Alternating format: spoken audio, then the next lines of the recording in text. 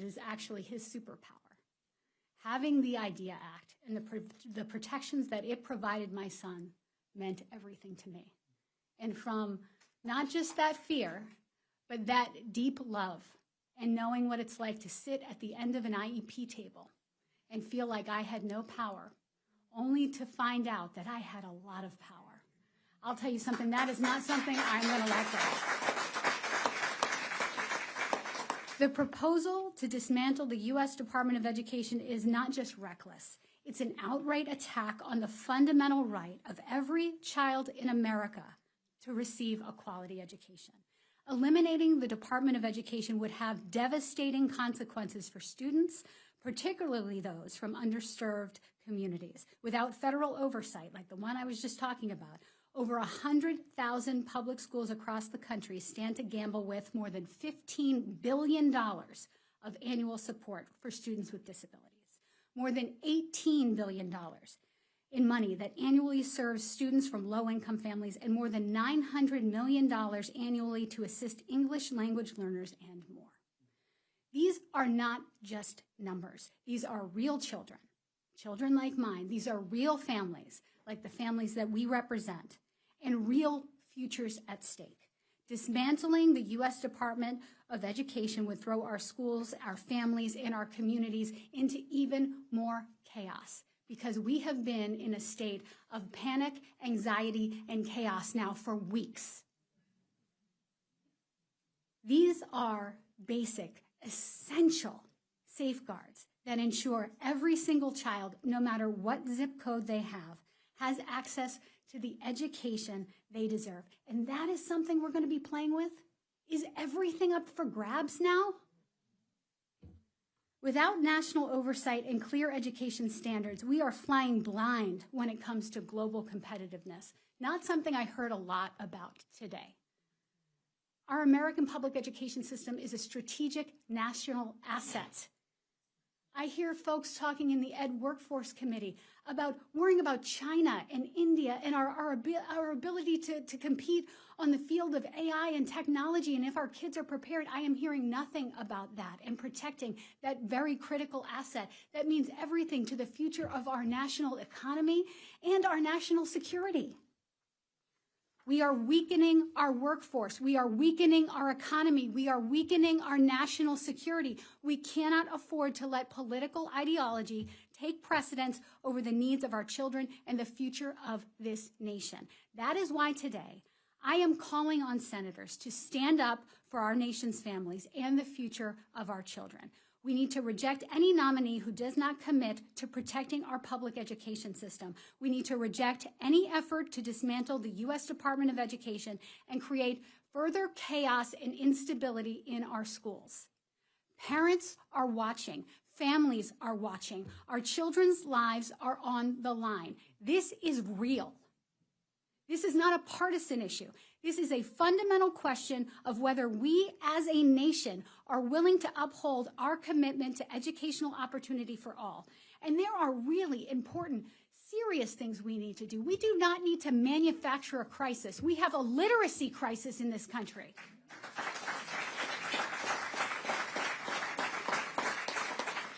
And I will promise you this, and I will swear to it. Parents across this country are not going to sit idly by while our children's future are put at risk. This is going to make schools less safe in uncertain terms. We will fight, we will continue to organize, and we will make sure that every child, no matter where they live, has a shot at success in achieving their dreams. Because when our great-grandchildren ask us what we did when we were at our darkest, they're going to hear a story about how we came together with our friends and we stood to fight together.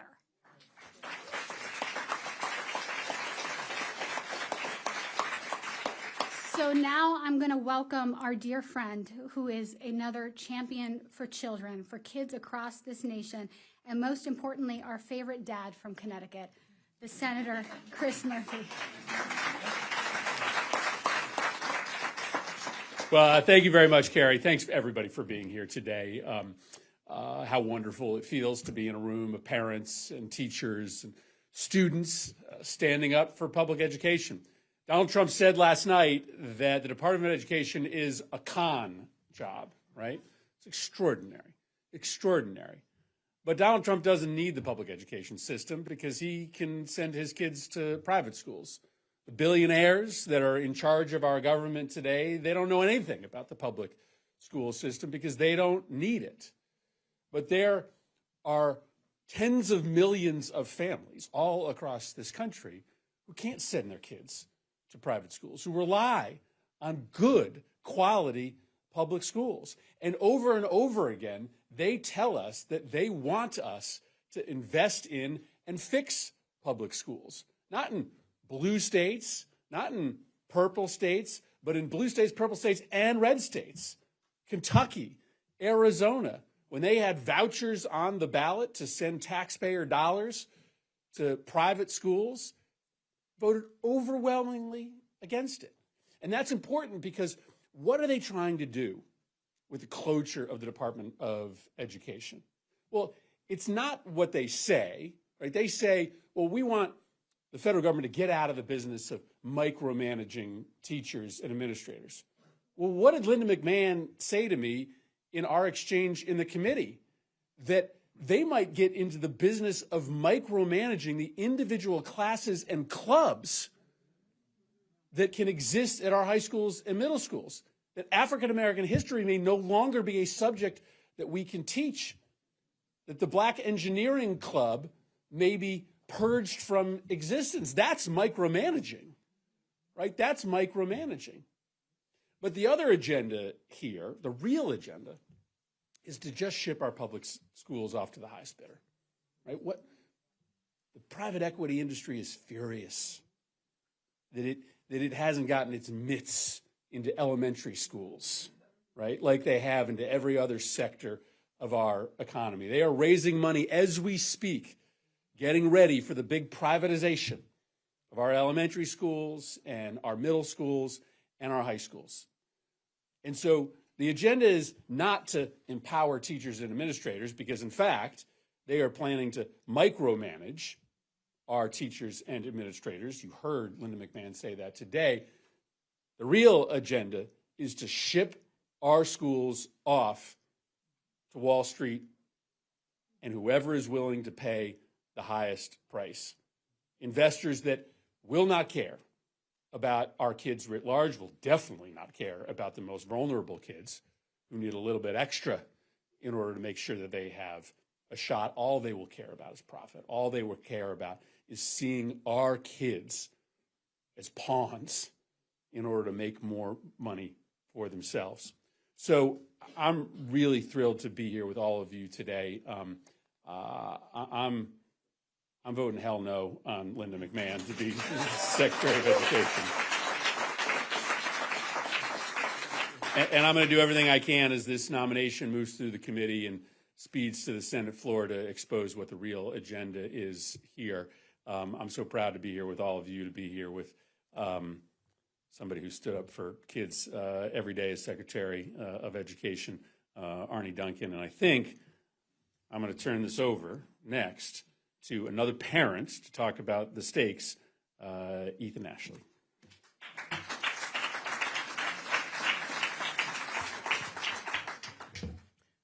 Thank you, Senator. Appreciate that. Thank you, Carrie. I just want to say good afternoon. My name is Ethan Ashley.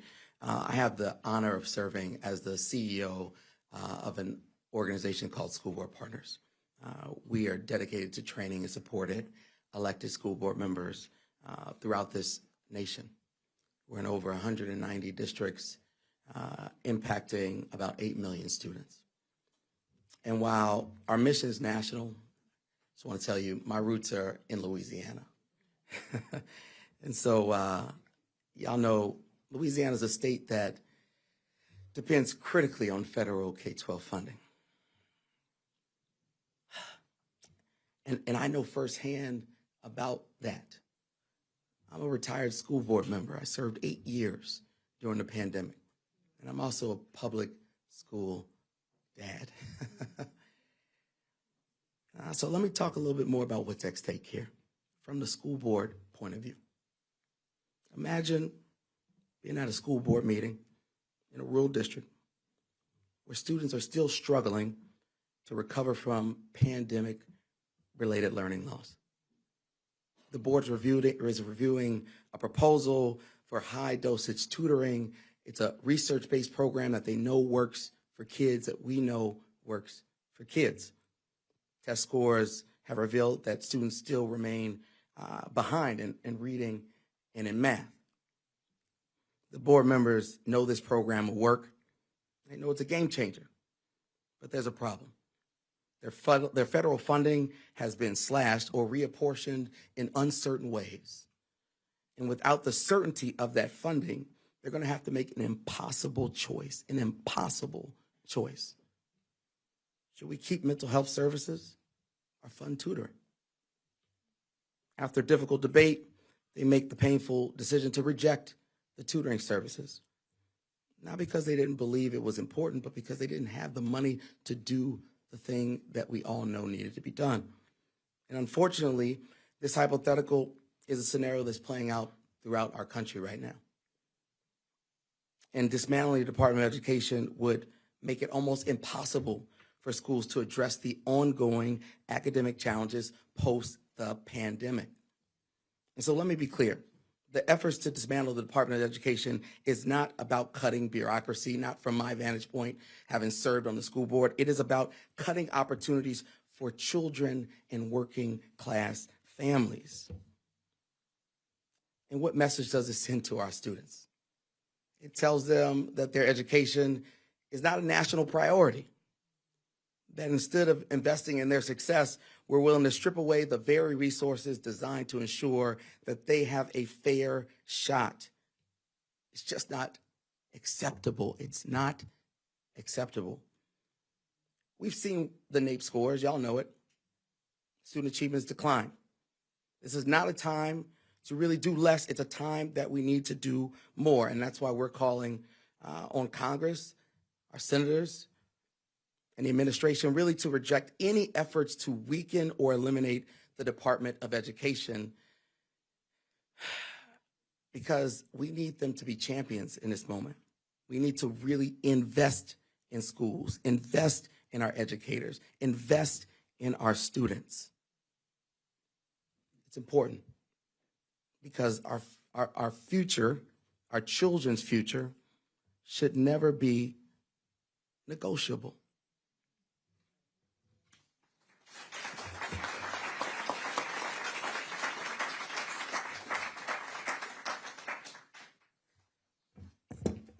Hello. I won't say good afternoon because it doesn't feel like such a good afternoon when you're as concerned about public education as I am as a mom. My name is Jillian Rainingbird. I am an enrolled member of the Chippewa Cree tribe of the Rocky Boy Indian Reservation. I'm a mother of 3 brilliant, bold, beautiful babies. My 21-year-old baby, Monet, my would-be 12-year-old baby, Jayla, who was in a wheelchair, who is now in the realm of our ancestors, and my 6-year-old, CJ, my adopted baby. I'm here today to advocate on behalf of my girls, the disabled community, and then, of course, my indigenous communities. They all stand to lose so much. We all stand to lose so much if the Department of Education is eliminated. I come from Kansas City, where the literacy rates are at a crisis level.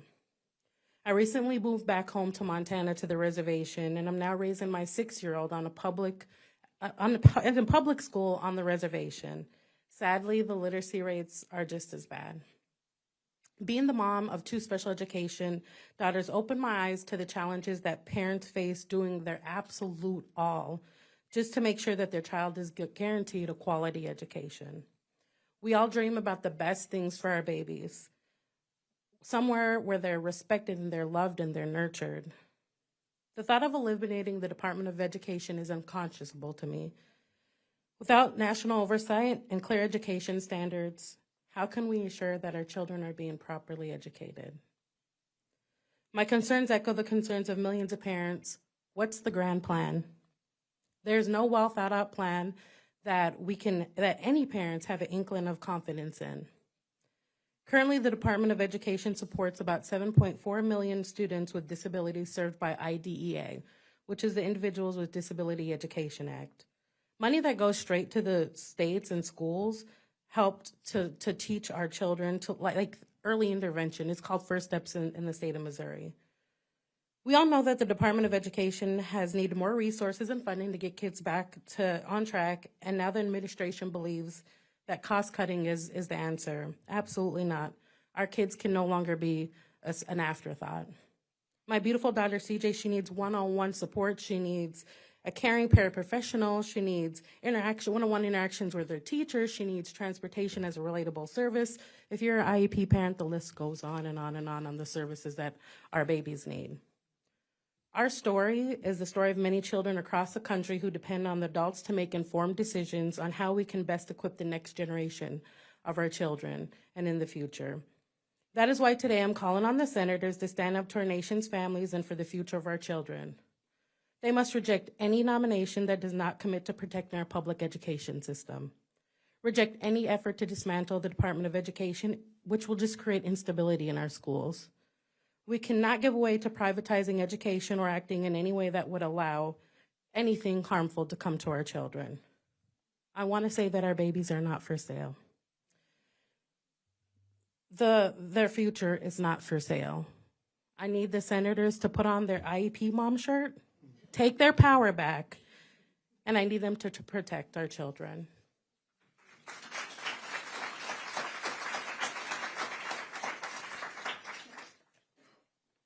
Hello, everyone. First, thank you all for being here. My name is Joseph Tadros. I'm a 12th year math and science teacher and a team supervisor in Brooklyn, New York. Thank you. I know my students are happy that might not be in class today, but I'm really happy to be here today. Over 12 years, I've been an active member of Educators for Excellence, which is a national teacher-led advocacy group with tens of thousands of members across the country. And I'm one person speaking for many of them, saying that we overwhelmingly disagree with this administration's attempt to dismantle and eliminate the Department of Education, as well as the nomination of Linda McMahon. The administration threatens to eliminate Title I funding, IDEA funding, which is primarily going to hurt our students of low income and students with disabilities, as you heard. I've been teaching in Title I schools for 12 years now, and the teachers work night and day. It's a really tough job, and burnout is a real thing. They don't need to lose resources. We need to give resources to these schools and the school communities, because now is the time that we need to reinvest into education. The administration has threatened schools that want to teach culturally relevant history to their students and trying to eliminate the experiences and stories of those marginalized communities across the country from the classroom. And so teachers are there every day, and the teachers are really passionate about their job, mostly because we are in front of students and we want every single student to succeed. Now, when we speak with fire, fury, and emotion, it's because we care and people should listen. So EFRI did a recent survey, national survey, that showed only 20% of teachers across the country actually agree with the administration's planned actions, as well as the actions that's taken thus far. So the slashing of education funding, designating certain curricula for schools, and the possibility of dismantling the Department of Education is not what teachers want. It's not leadership, it's sabotage. So as educators, for the next 4 years, we're not going to stand idly by. We are going to stand up, speak up, and we're asking, even though the administration might not listen to us, we want Congress, policymakers, and the public that care deeply about education, K through 12 in the United States, to speak up whenever they can and stand with us today. Because reject these harmful policies, because we need to reimagine, reinvest, and rethink education throughout the country from K through 12 and not dismantle it. Thank you.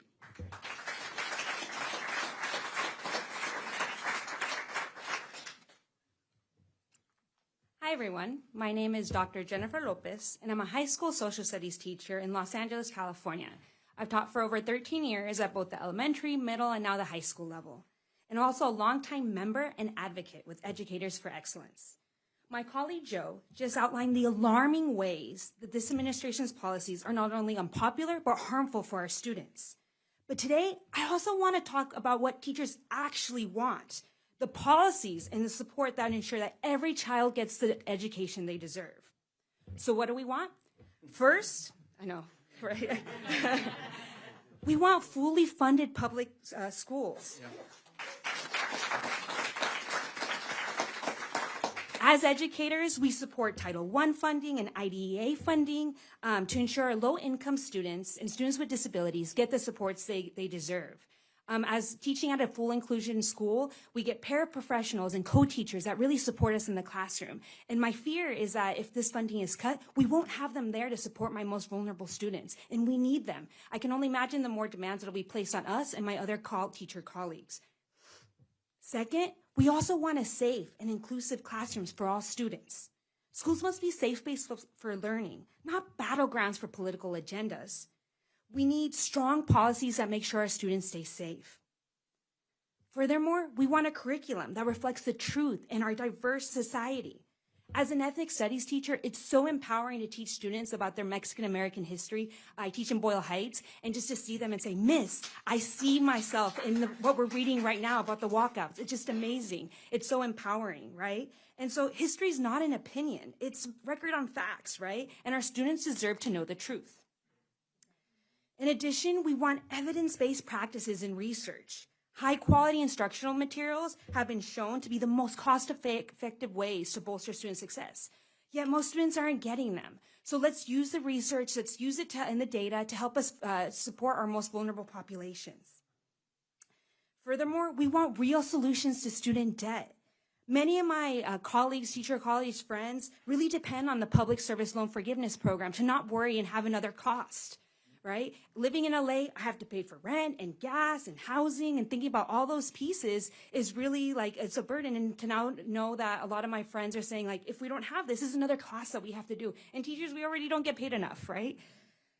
So it's just another thing to have to worry about. Lastly, we want investment in teacher leadership and career pathways. Teachers, we're on the front lines of education with your students day in and day out. And we need policies that empower us, that have true professional learning, and create meaningful career advancements so we don't leave the classroom. So in closing, we're here today to not just reject this administration's harmful policies, but to demand something better. Teachers don't need politics in the classroom. We need fully funded schools. We need safe and inclusive learning environments, evidence-based policies, a commitment to telling the truth in our classrooms. We call on Congress, state leaders, and the next Secretary of Education to listen to teachers and put our students first. Most of all, as Joe mentioned earlier, we must reimagine public education rather than dismantle it. If Congress really cares about our students, it should invest in our schools rather than strip them of resources. Thank you so much.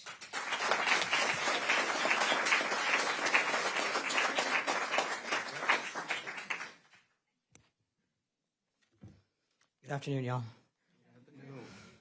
My name is Felix Rice, and I'm a junior at Georgetown University.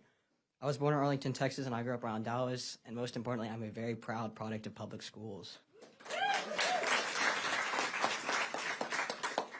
And I want to tell y'all, federal education programs are the backbone of this country. They make it possible for millions of students to reach their potential, and I know that because one of those students is me. I graduated from a public early college high school at a state university in Texas. And this opportunity, which changed my life, was made possible thanks to full state and federal financial aid, including multiple federal Pell Grants. And these programs didn't just help me pay for college, they also made it possible to apply in the first place. Receiving my first Pell Grant in high school qualified me for fee waivers to take the SAT, and more importantly, for college applications, which saved me thousands of dollars. If I hadn't gotten that, I would have had to take out a loan just to apply to college. But instead, I was free to apply to every school that I dreamed, including Georgetown, where I very proudly attend today.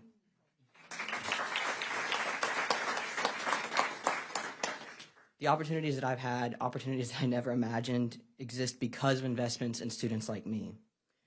But Trump and Linda McMahon, they don't care about us. They don't care about the student that's working multiple jobs to pay their tuition. They don't care about the student that's going to be the first in their family to graduate college. They don't care about the student who had to fight centuries-long systems of inequality just to get an equal public education in the first place. They're not looking out for us. They're looking out for billionaires. Trump doesn't want to eliminate the Department of Education to get rid of bureaucracy. He wants to line his pockets and the pockets of his buddies. He wants to pull resources from students, teachers, and public schools to serve the corporate elite. Do you really think Donald Trump knows what it's like to wonder if you can afford to fund your dreams? We don't need someone who paid someone else to take their SAT to make it more difficult for working class kids to go to college.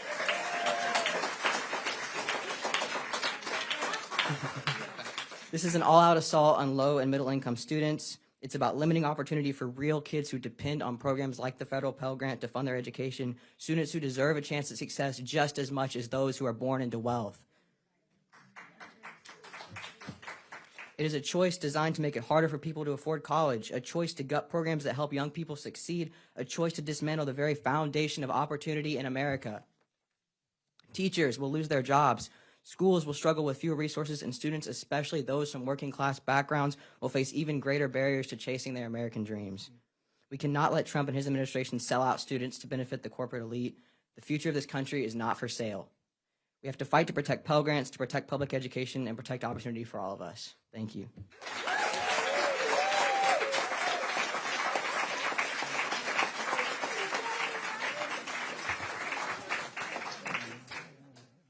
Amen. We can all go home now. So, class dismissed. I just want to thank you for your heart and for your passion, what you're doing. And I'm the last speaker. I'm also very clear. I'm the least important speaker here. Hearing from students, hearing from teachers, hearing from parents. That's what this is all about. And I appreciate all of you.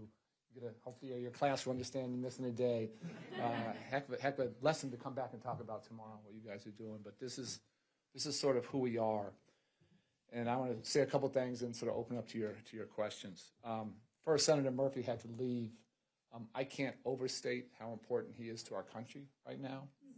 As we search for a center of gravity, my personal opinion is he's at the center of that. He understands what's at stake. He is not an alarmist guy, but he knows we're at a critical juncture, not just in education, but for our democracy. And he's fighting every day, every second to help us. So whatever we can do to support him, we need to do this. He and I met very tragically. He was a young senator then, right after the Sandy Hook massacre in Newtown, Connecticut. And that was my worst day here in DC. That was President Obama's worst day. He and I met sitting on a bus, talking to teachers after that aftermath. Never imagined 20 babies and 5 teachers and a principal being killed. And he was right there on the front lines, not ducking the smoke. And he's doing the same thing today. So I know his heart. I know his character. Those experiences will stay with us the rest of our lives. And the fight to protect kids, the fight to protect our country, these things are not disconnected. So I just want to thank him. I want to start with a quick little history lesson. I think history matters. I think truth matters. A little quick history, I promise it won't be long, of Republican leadership on education at the presidential level. Go back to our nation's first Republican president, President Abraham Lincoln. He created land-grant colleges, transformational, during the Civil War. Fast forward to the last 70 years, every single Republican president has understood that education was in our nation's interest. It was a national interest. Eisenhower created the first federal role, the Department of Health, Education, and Welfare, and pushed for greater STEM education following Sputnik. Pell Grants. Talked about Pell Grants. The most important thing that's ever happened. Guess who signed that law? Nixon. President Nixon signed Pell Grants into law. President Ford signed the law creating IDEA. Heard from a couple parents on the critical importance of providing all of our children, particularly those with disabilities, a chance to have a free and fair public education. That was President Ford. Reagan released the report, A Nation at Risk. First President Bush convened all the governors in Charlottesville and pushed many states to raise standards because so many states had abominably low standards. Second President Bush passed No Child Left Behind, the most far-reaching education accountability law in history with bipartisan support. So I just say all this because I think context is important, because what's going on today is different than anything that has ever happened before. As you heard repeatedly, this is not about left or right or R or D. That's not the fight today. Education should be the ultimate bipartisan and nonpartisan issue. What's happening today is an assault on public education. And we can't sugarcoat it, we can't deny it, we can't run from it. Unprecedented in our nation's history. We can agree or disagree with anything any of those presidents did, anything Democratic presidents did, anything President Obama and I did, but none of that was an assault on education and creating opportunity. This is fundamentally different in our nation's history. With that backdrop of history, I want to address our Republican leaders in the House, in the Senate, and our mayors and our governors. We all know who Trump is. There is no secrets. There is nothing subtle about what he does. My question to all of you very directly is we need to know who you are. Who are you? And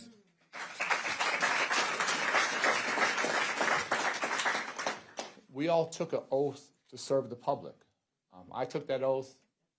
I took that for life. All of you took that oath as well.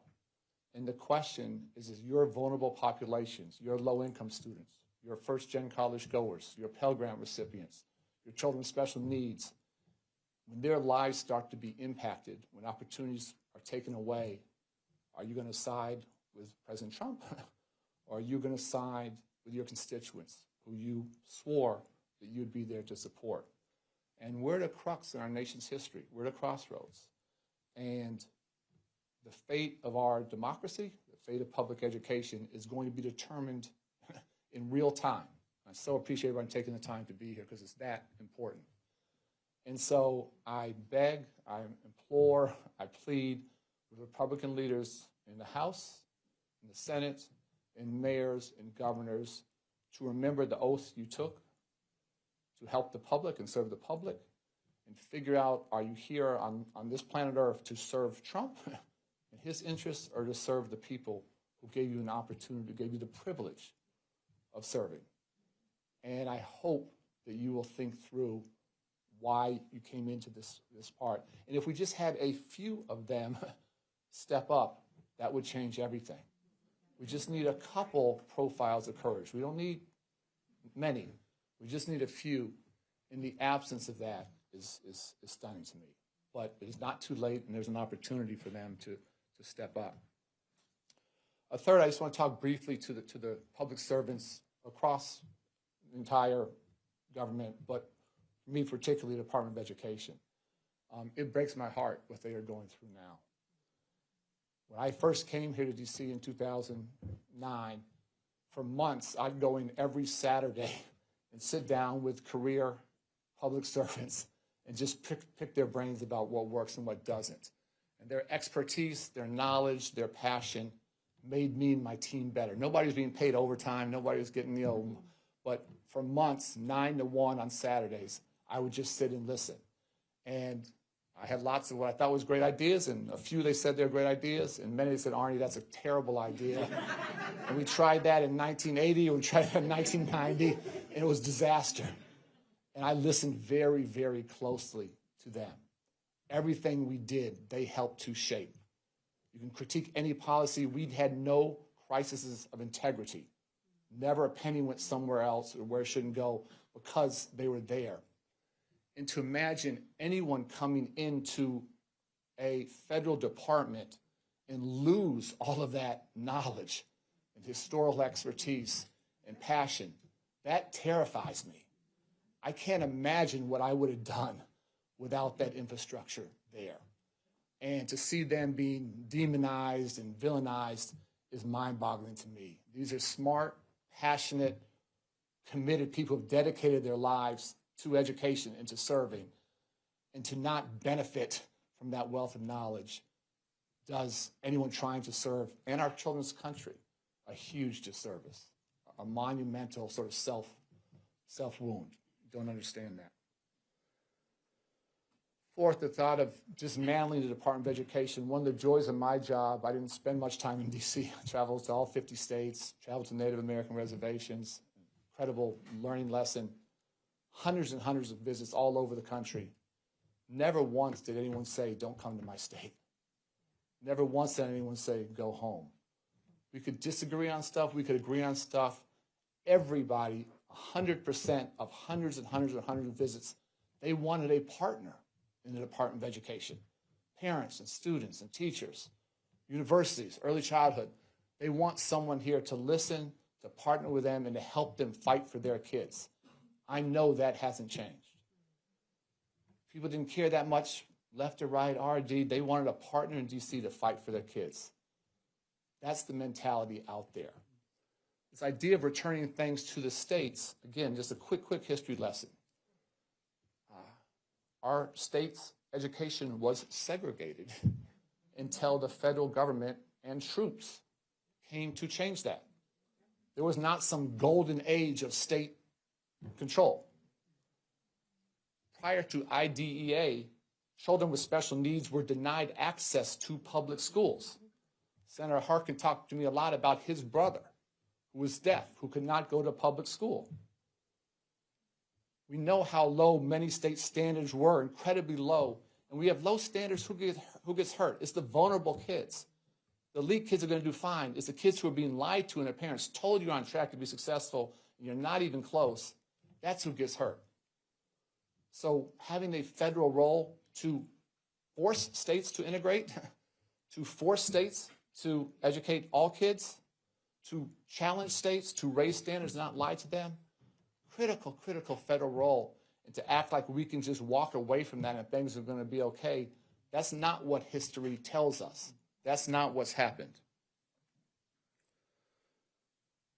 Final two things. I heard there's some chaos at Linda McMahon's confirmation or nomination hearing. I can assume everyone else that Trump is nominating is going to go through. So I assume, just being honest with you, that will probably happen. And what I would just say to her is that, I mean this from the bottom of my heart, I want her to be successful. I have no desire in her failing, because if she fails, our kids get hurt. And that I hope, like I challenge Republican congressmen and senators, I hope she looks in her heart and sees an opportunity to do the right thing by Felix and the tens of millions of students like Felix who just want a chance. And if she is prepared to do that, and again, I mean this so sincerely, I would do anything I can to help her, because I want her to win. I want her to be successful. But if she comes and has no control or just kowtows to what she's being told by Trump and Musk, then that's not just educationally a disaster, it is morally bankrupt. And she has to look in her heart and her soul and decide which way to go. But if she chooses to support and help public education, I will do anything I can to help her be successful. And the final thing I'll say is that it's important not to give in or, and this is, people in this room understand this, not to believe Trump's lies. If you're trying to shrink the federal government, the U.S. Department of Education is actually the smallest agency there. That's not the place you would start. If you're trying to shrink the federal footprint, you wouldn't be dictating what clubs or what curriculum you could have. It's not honest. If Musk is actually trying to reduce federal spend, he would not take $400 million for Tesla to get a contract, as we saw yesterday. So this is a grift. It is a scam. It is a fraud. And it is an all-out assault on public education. And collectively, we're in the fight of our lives. And I'm not a scared guy. I deal with gun violence every day in Chicago. I have for the past 8 years. I'm scared for our country. I'm scared for our children. I'm scared for our democracy. And we have to find ways to come together, have a little courage, push back, fight back, to give our country a chance for the next 5 decades. I thank all of you for your support. I want to thank all of our speakers for their heart and for their passion. And together, despite the real fear I feel, I'm not going to sugarcoat that, I deep down have a lot of hope. We have so many great people here in this room and across the country who want something better for our country. And collectively, we got to win. Thank you so much.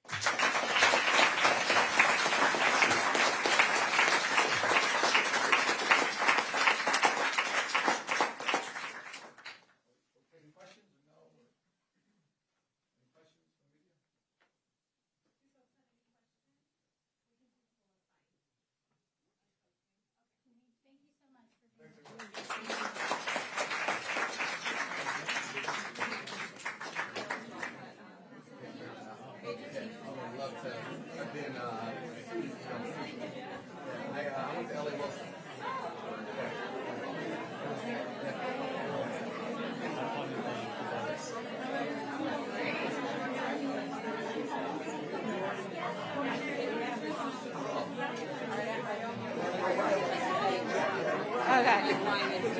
Yeah, it is fun. Yeah. I'll be like, She will love it. I'm glad somebody's going to have it because I was like, honestly. You know what's funny? You do it. Someone gave us a bottle. We were about to drink it. They're like, all right, go on stage. We're like, oh. That's all it has to be.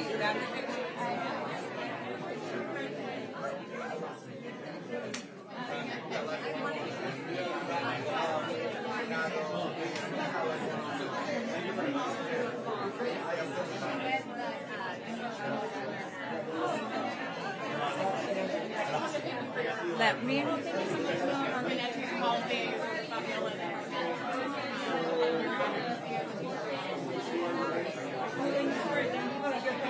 No, we're not. We're not. I appreciate it. I appreciate it. Yeah. Thank you so much. Yes.